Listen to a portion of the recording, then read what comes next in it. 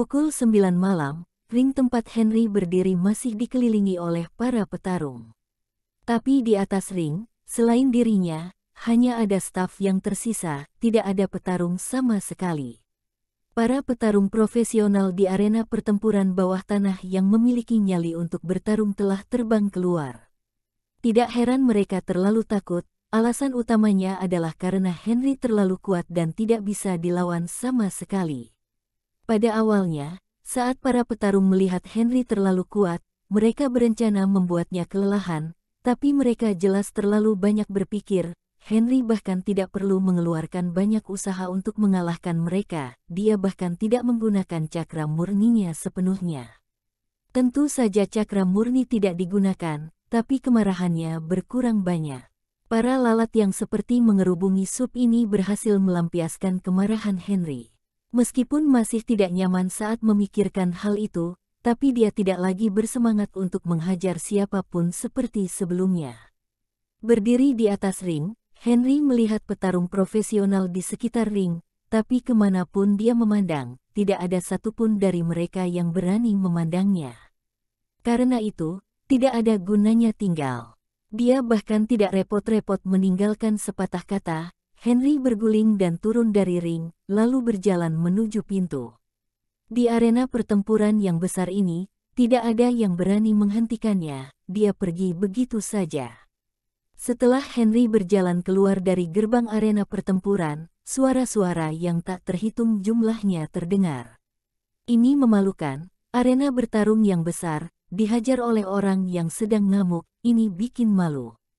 Apa yang bisa kita lakukan? Kita juga sangat putus asa, kekuatan orang itu jelas lebih dari profesional, kita tidak bisa mengalahkannya sama sekali. Seorang pria datang untuk mengejek dan memukuli banyak orang, lalu melenggang pergi. Semua petarung profesional di ruangan itu kehilangan muka. Ketika Henry menantang di atas panggung, mereka sangat marah hingga berteriak akan memukuli Henry sampai mati. Pada akhirnya, mereka terbang satu persatu. Henry tidak terluka sama sekali, begitu saja datang dan pergi dengan wajah di balik topeng. Di kantor arena pertempuran, seorang bawahan melaporkan masalah ini. Bos memasukkan akunnya di komputer dan mulai melihat profil petarung melalui izin. Ketika dia melihat kata kunci Henry Qianlong, Dewa Kabuki, King of Fighter, dia merasa sedikit pusing. Di sebelahnya, bawahannya bertanya, "Bos, anak ini terlalu sombong, haruskah kita mengatur Heavy Fighter untuk memberinya pelajaran?" Memberinya pelajaran, bos mendengus dingin, "Jangan membuat masalah lagi untukku. Ketika dia sudah berdiri di ring, kamu masih belajar membaca di sekolah." Setelah memberi isyarat kepada bawahannya untuk pergi, dia berulang kali berpikir dan akhirnya menelepon Winona. "Lady Oliver, jangan seperti ini, kamu mengirim seekor naga ke tempatku, aku tidak bisa terima. Tuan Qianlong, kamu begitu mengagumkan, ada begitu banyak profesional di ring tinju, tapi kamu mengalahkan mereka semua. Bahkan tidak ada yang berani bacot di atas ring, terutama saat kamu mengatakan di panggung jika mereka semua sampah, itu sangat keren." Di kursi pengemudi, meskipun Minfuk sedang menyetir, tapi itu tidak menghentikan dia menggerakkan tangannya. Jika bukan karena Henry menginstruksikannya untuk mengemudi dengan benar, dia mungkin sudah menjatuhkan Van ke bawah jembatan dan mengubahnya menjadi kapal selam. Setelah melampiaskan amarahnya di arena pertempuran bawah tanah, suasana hati Henry jauh lebih baik sekarang, dan pikirannya telah tenang. Mengingat kembali kematian Tyson, dia secara kasar mengurutkannya. Pasien meninggal di rumah sakit, keluarga pasien berusaha membalas dendam terhadap Tyson, dan akhirnya berhasil membunuh Tyson. Secara logika, tidak ada yang salah dengan itu, tapi Henry masih samar-samar merasa ada yang tidak beres. Apakah ini suatu kebetulan? Saat Tyson sudah dekat kepadanya, dia dibunuh oleh keluarga pasien. Tapi tidak mungkin untuk mengatakan bahwa ada perencanaan lebih dulu. Bagaimanapun, anggota keluarga pasien adalah nyata, tidak mungkin menyamarkan identitas istri dan anaknya sendiri, kemudian melemparkan kesalahan pada Tyson dan membunuhnya. Saat Henry sedang memikirkan masalah ini, ponsel Minfuk berdering. Setelah menjawab telepon, dia hanya mendengarkan beberapa kata, lalu menepi dan parkir, terlihat sangat berhati-hati. Setelah mengakhiri panggilan telepon, Minfuk berkata pada Henry, "Tuan Chenlong, setelah Tyson terbunuh, aku menyuruh bawahanku memeriksa keluarga pasien dan pergi ke rumahnya."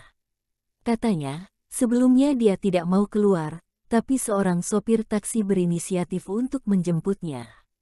Jika dilihat dari ini, sopir taksi sangat mencurigakan, jadi aku menyuruh bawahanku untuk memeriksa sopir taksi. Henry sangat terkejut saat tahu Minfuk diam-diam melakukan ini. Dia akhirnya tahu apa yang dilakukan Minfuk dengan melakukan panggilan telepon 5 menit di samping van saat dia sedang kesal di dalam mobil. "Aku kehilangan akal sehatku dalam kemarahan saat itu, terima kasih karena memikirkan hal ini dengan tenang." Henry menepuk bahu Minfuk, mengagumi tindak penyelidikannya ini. Minfuk sangat senang, "Tuan Chenlong, aku sangat berterima kasih karena kamu tidak keberatan menerimaku untuk mengikutimu. Aku akan bahagia jika bisa melakukan hal yang berguna untukmu, jadi layak bagimu mempercayaiku seperti ini." Minfuk berbicara dari hatinya. Henry tersenyum dan menepuk pundaknya, tapi tidak mengatakan apa-apa. Keputusannya untuk menjadikan Minfuk asistennya sepertinya sangat tepat, karena usianya, dia dikucilkan dan dipandang rendah, tapi dengan kemampuannya untuk menyelesaikan sesuatu, dia seharusnya tidak berada dalam situasi ini. Henry juga berpikir jika usianya merupakan keuntungan, dia bijaksana dan tidak impulsif, yang dapat menutupi kekurangannya dalam hal ini.